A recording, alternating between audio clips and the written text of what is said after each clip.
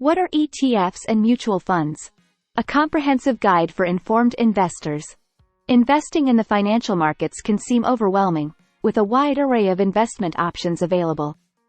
Two popular choices for individual investors are exchange-traded funds, ETFs, and mutual funds.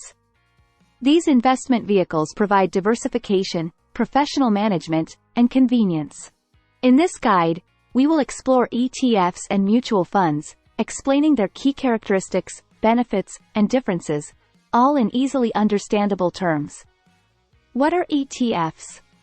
Exchange-traded funds, commonly known as ETFs, are investment funds that are traded on stock exchanges, just like individual stocks. Structure: ETFs are structured as open-end investment companies or unit investment trusts. They issue shares that represent an ownership interest in the underlying assets held by the fund.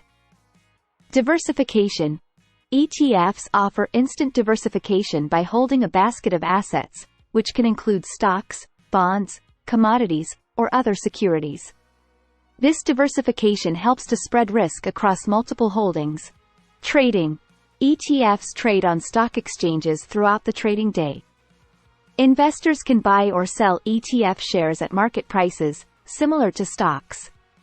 This provides liquidity and flexibility to investors who want to enter or exit their positions quickly. Lower costs: ETFs generally have lower expense ratios compared to mutual funds, as they often passively track an index and don't require active management. This cost efficiency can result in higher net returns for investors. Mutual funds are investment vehicles that pool money from multiple investors to invest in a diversified portfolio of securities. They are managed by professional fund managers who make investment decisions on behalf of the investors. Structure: mutual funds are typically structured as open-end investment companies. They issue shares to investors, and the number of shares fluctuates based on investor demand.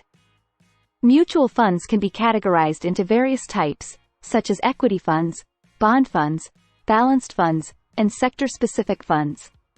Professional management: mutual funds are actively managed by professional fund managers who analyze market trends, select securities, and adjust the fund's holdings based on their investment strategies. The manager's goal is to outperform the market or a specific benchmark. Diversification: similar to ETFs, mutual funds offer diversification by investing in a wide range of assets. This helps to mitigate the risk associated with individual securities.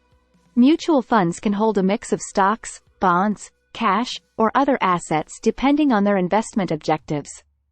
Pricing and trading: mutual funds are priced at the end of each trading day based on the net asset value, NAV, per share. Investors buy or sell shares at the NAV price, which reflects the fund's underlying assets value. Mutual fund transactions are processed once a day after the market closes. Expense ratio: mutual funds typically have higher expense ratios compared to ETFs, as they involve active management and often incur higher administrative costs. These expenses cover the fund's operating costs, such as management fees, administrative fees, and marketing expenses.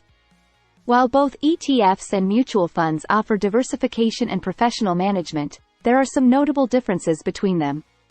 Taxes: ETFs are structured in a way that makes them more tax-efficient compared to mutual funds.